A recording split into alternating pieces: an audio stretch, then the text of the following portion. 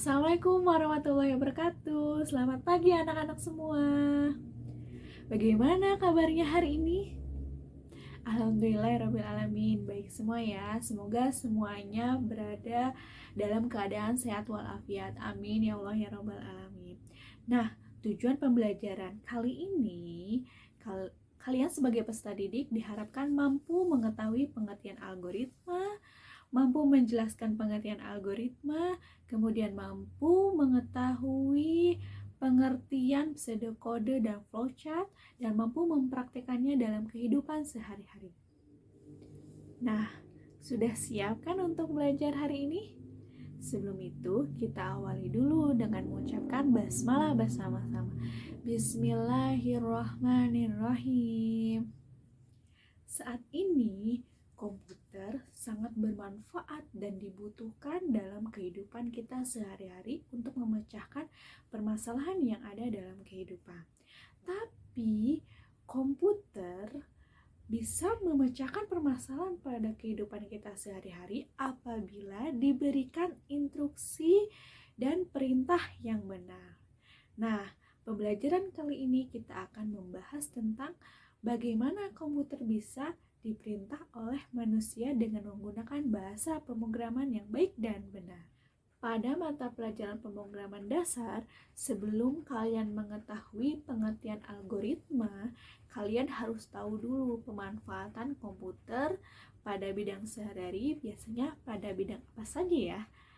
Ada pada bidang kesehatan, ada pada bidang perbankan, ada juga pada bidang pendidikan.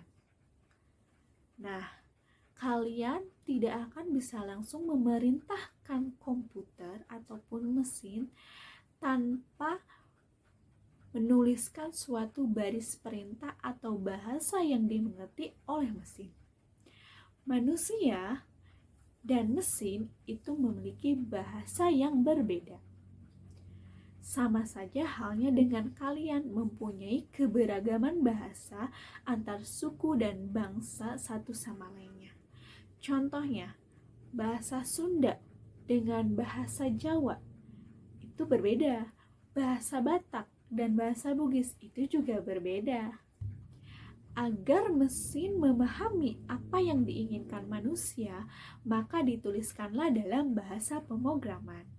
Nah, ketika penulisan dalam bahasa pemrograman, perintah tersebut harus runut ataupun sistematis agar perintah yang diberikan kepada mesin tadi bisa berjalan dengan baik sesuai dengan perintah yang diberikan. Nah, runutan atau langkah-langkah yang sistematis ini dalam memecahkan masalah disebutlah dengan algoritma. Algoritma merupakan solusi dalam memecahkan masalah ke dalam program. Algoritma juga merupakan kumpulan perintah dalam memecahkan masalah. Jadi, algoritma merupakan urutan logis pengambilan keputusan dalam pemecahan masalah dengan bantuan komputer. Nah, ada 3 cara dalam menuliskan algoritma ke dalam bentuk deklaratif, pseudokode, dan flowchart. Bentuk yang pertama yaitu ada deklaratif. Jadi, algoritma ditulis ke dalam bahasa manusia sehari-hari. Contohnya misalkan ada bahasa Inggris, bahasa Indonesia, dan lain-lain. Tapi Ibu di sini akan mencontohkannya ke dalam bahasa Indonesia. Nah, kemudian algoritma ini atau deklaratif ini dituangkan ke dalam kalimat-kalimat deskriptif. Jadi setiap langkahnya itu ada satu atau beberapa kalimat deskriptif. Perhatikan ya contoh berikut ini.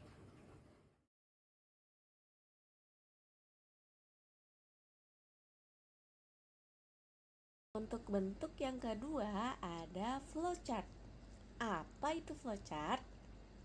Flowchart adalah diagram alir yang dibuat dalam bentuk aliran simbol yang dapat ditelusuri dari suatu titik permulaan hingga titik akhir dari suatu program. Diagram aliran dibuat sudah menggunakan simbol-simbol yang berstandar.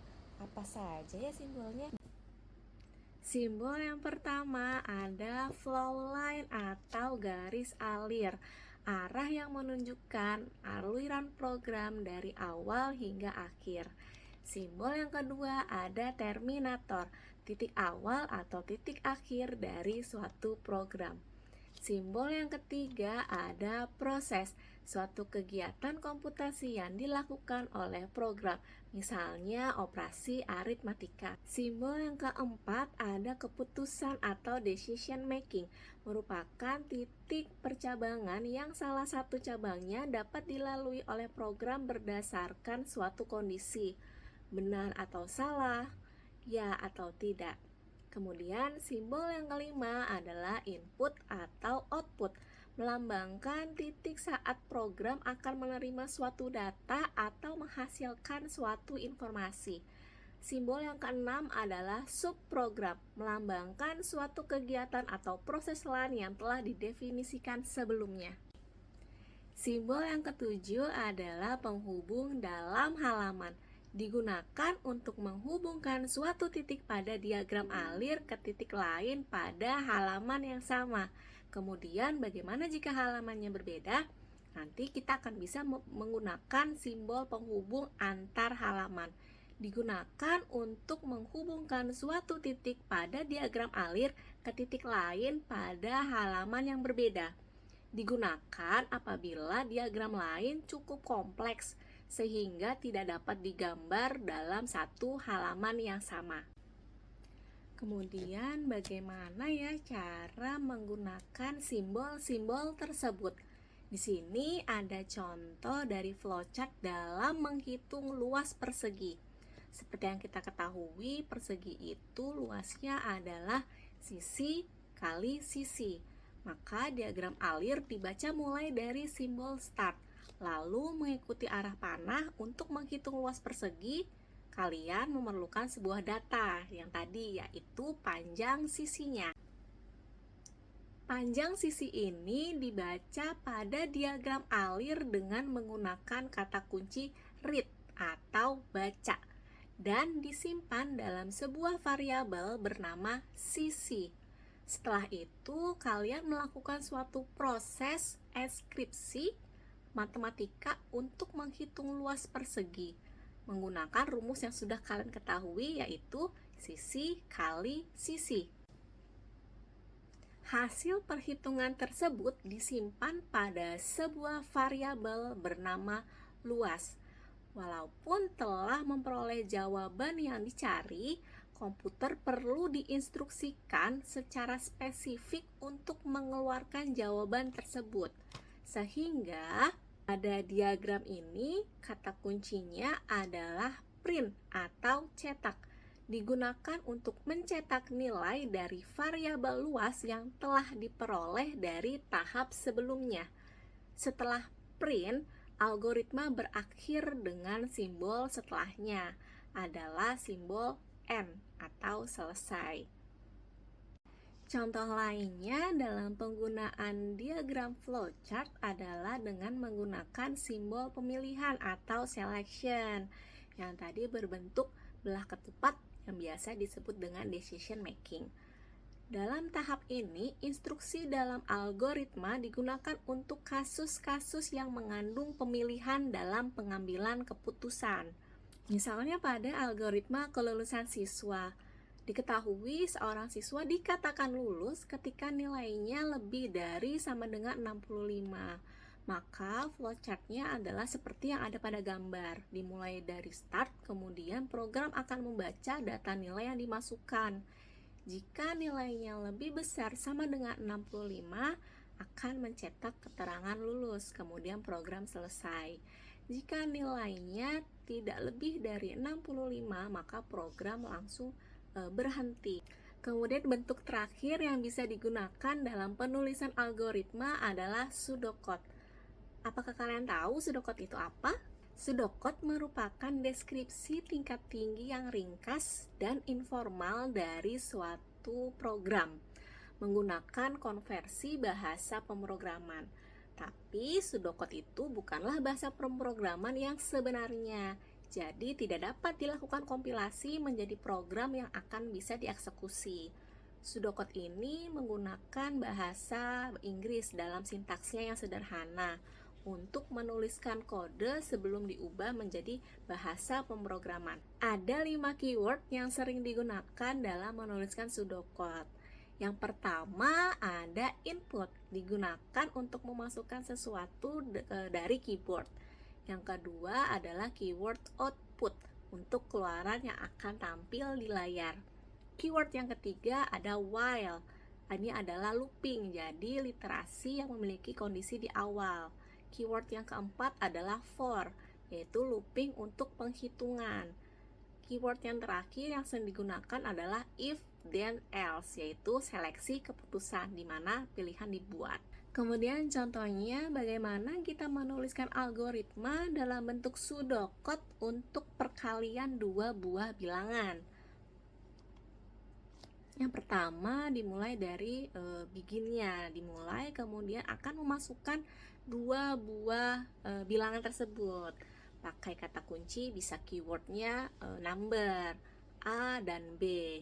Kemudian hasilnya seperti yang tadi, outputnya adalah input number A dan B. Kemudian dilanjutkan input A, akan keluaran outputnya hasil dari yang dimasukkan dari keyboardnya. Kemudian outputnya akan meminta user untuk memasukkan bilangan yang kedua. Kemudian diinputkan bilangan B. Dilanjutkan lagi dengan keluarannya. Resultnya adalah bilangan A dikali dengan bilangan B. Kemudian akan ada output yang tampil di layar, hasilnya itu sendiri, perkalian bilangan A dan B, seperti contoh pada gambar. Dari penjelasan 3 bentuk penggambaran algoritma, apakah kalian sudah tergambar bagaimana ya cara kerja algoritma pemrograman?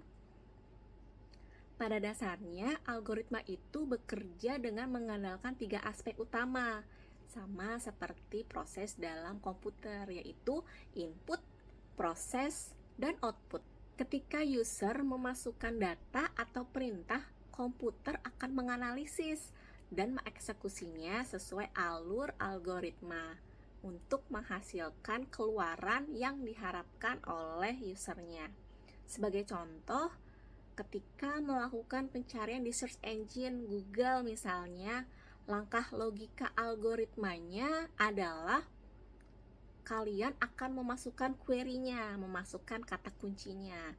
Kemudian sistem akan memproses. User akan memasukkan atau menuliskan ke dalam keyboard query pencariannya. Kata kuncinya akan dituliskan. Kemudian sistem akan memproses perintahnya. Kemudian sistem akan menampilkan hasil pencarian yang sudah dimasukkan oleh user atas pencarian yang relevan terhadap perintah yang dimasukkan sebelumnya. Dalam prakteknya, algoritma pemrograman itu terdiri dari 3 macam konstruksi. Yang pertama, algoritma sekuensial. Jadi dia bentuknya linear sequence. Kemudian yang kedua adalah algoritma percabangan atau kondisional yang tadi menggunakan decision making. Kemudian terakhir adalah algoritma perulangan atau looping, di mana program atau algoritmanya akan berulang-ulang sampai mengeluarkan hasil yang diinginkan atau yang ingin tercapai.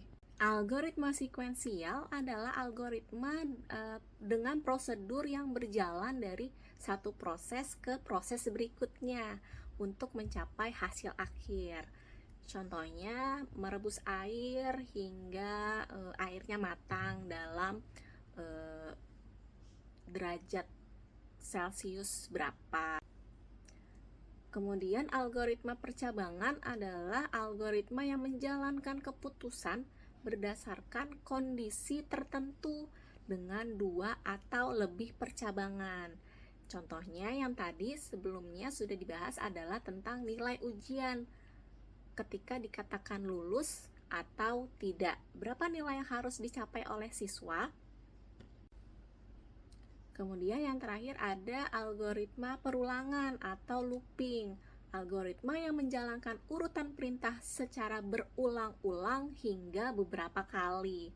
Contohnya menampilkan bilangan kelipatan 2 mulai dari 0 sampai 50. Jadi program akan melooping, melakukan perulangan bilangan kosong sampai 50 yang dapat di kelipatan 2 sampai 50 baru programnya akan berhenti. Fungsi kalian menuliskan algoritma itu sebenarnya apa sih?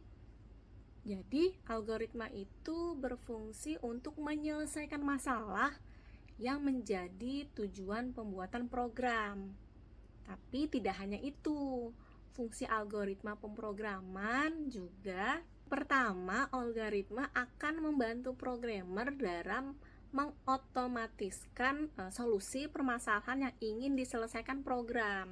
Yang kedua, dapat menyederhanakan alur kerja dan logika program untuk memudahkan programmer dalam menuliskan coding. Yang ketiga adalah mencegah programmer menuliskan kode program yang sama secara berulang, sehingga memudahkan penelusuran masalah apabila terjadi bugs atau program error. Jadi itu sangat memudahkan dalam sisi pemrogramannya. Fungsi yang tidak kalah penting adalah dengan menuliskan algoritma akan meringankan pekerjaan programmer saat mengupdate atau menambahkan fitur-fitur baru di dalam programnya. Baik, itulah penjelasan mengenai dasar algoritma pemrograman ya, yang sudah dijelaskan oleh Bu Aini dan Ibu Tria. Terima kasih untuk perhatiannya. Kita lanjutkan lagi di pertemuan berikutnya. Assalamualaikum warahmatullahi wabarakatuh.